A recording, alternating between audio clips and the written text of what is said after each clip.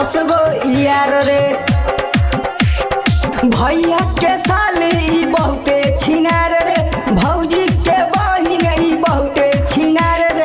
रखले बिया 10 गो यार रे, रखले बिया 10 गो यार रे।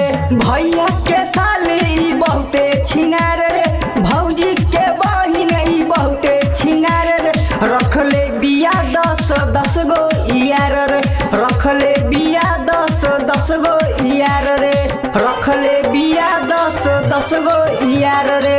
आप सुन रहे हैं डीजे उमेश सुखीपुर।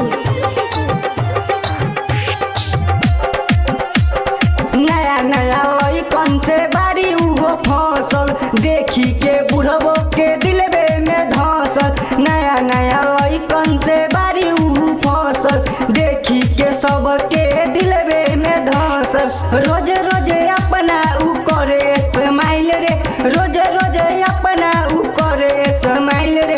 भैया के साली बहुते छिनार रे, स्कूल के पीछे तो करे ले प्यार। रखले बिया 10 गो यार रे। सुन रहे हैं डीजे उमेश सुखीपुर।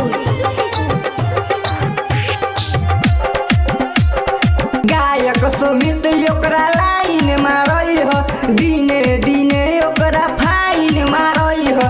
गायक सुमित ओकरा लाइन मारई हो, दिने दिने ओकरा फाइन मारई हो। ओ मोदी बना रोज रोज बतियाई रे, ओ मोदी बना रोज रोज बतियाई रे। भौजी के बहिनी बहुते छिनार रे, स्कूल के पीछे